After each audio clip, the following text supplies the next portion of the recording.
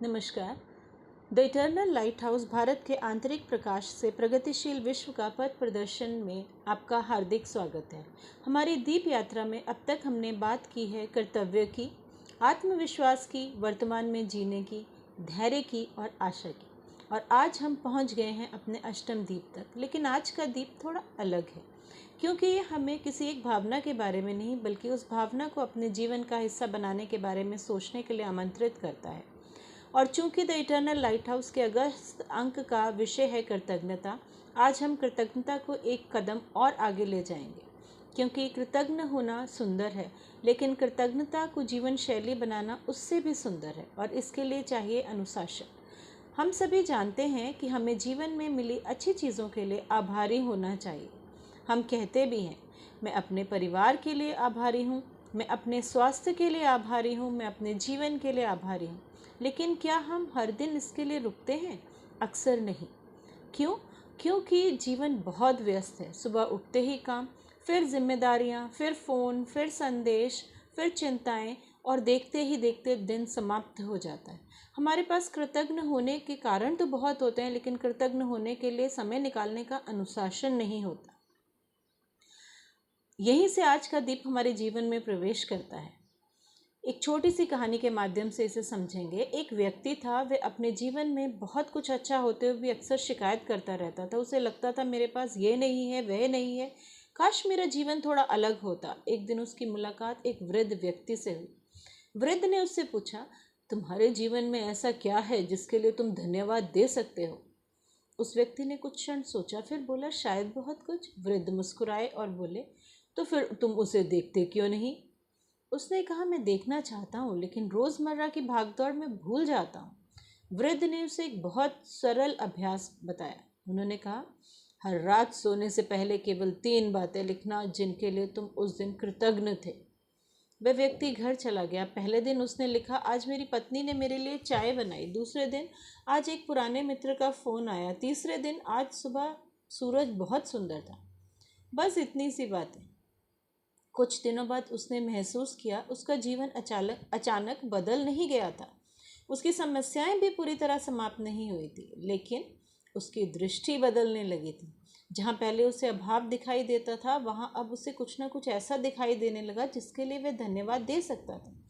और धीरे धीरे कृतज्ञता उसकी भावना नहीं रही, वो उसकी आदत बन गई। यही है अनुशासन। अनुशासन का अर्थ हमेशा कठिन नियम बनाना नहीं होता। कभी कभी अनुशासन का अर्थ है हर दिन अपने लिए एक छोटा सा सही काम करना। यदि आप हर दिन केवल 2 मिनट भी कृतज्ञता के लिए निकालते हैं, तो वे 2 मिनट आपके पूरे दिन की दिशा बदल देते हैं। हमेशा याद रखिए, हर दिन आभार, हर दिन उजास। ये कहानी हमें यही संदेश देती है।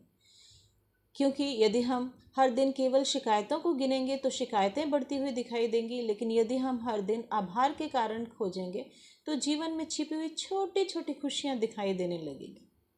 भारतीय ज्ञान भी हमें कृतज्ञता का विचार देता है। हमने तो अपनी दिनचर्या में ही कृतज्ञता को स्थान दिया है। भोजन से पहले अन्न के प्रति आभार, धरती के प्रति आभार, सूर्य के प्रति आभार, जल के प्रति आभार, अपने माता पिता के प्रति आभार।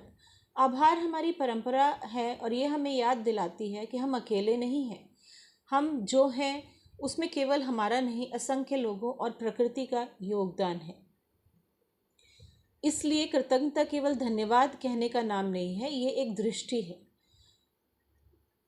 आज मैं आपको एक सरल सा अभ्यास देना चाहती हूँ। तो आज से एक छोटा सा नियम बनाइए। रात को सोने से पहले अपने मोबाइल को कुछ देर के लिए एक और रखिए और स्वयं से केवल 3 प्रश्न कीजिए। आज मैं किस बात के लिए आभारी हूँ? किस व्यक्ति ने मेरे दिन को बेहतर बनाया? और आज की कौन सी छोटी सी खुशी मैंने महसूस की? इन तीनों का उत्तर लिखिए। बस 3 पंक्तियाँ। आपको कोई बड़ी डायरी नहीं चाहिए, कोई कठिन नियम नहीं चाहिए, बस 3 मिनट। और उसे रोज़ दोहराइए, क्योंकि छोटे छोटे अभ्यास ही बड़े बदलावों की नींव बनते हैं। याद रखिए, कृतज्ञता समस्याओं को समाप्त नहीं करती, लेकिन उन्हें देखने की हमारी दृष्टि बदल देती है। समस्याओं के बीच भी जीवन में कुछ ऐसा अवश्य है जिसके लिए हम धन्यवाद कह सकते हैं। कृतज्ञता हमें यही सिखाती है और अनुशासन उस धन्यवाद को केवल एक क्षण की भावना नहीं रहने देता, उसे एक आदत बनाता है और आदत धीरे धीरे हमारी दृष्टि बन जाती है। जिस हृदय ने कृतज्ञ होना सीख लिया वह साधारण जीवन में भी असाधारणता सुंदरता खोज लेता है। मैं हूँ रंजना शर्मा प्राशर और ये था द इटर्नल लाइट हाउस का अष्टम दीप, अनुशासन का दीप।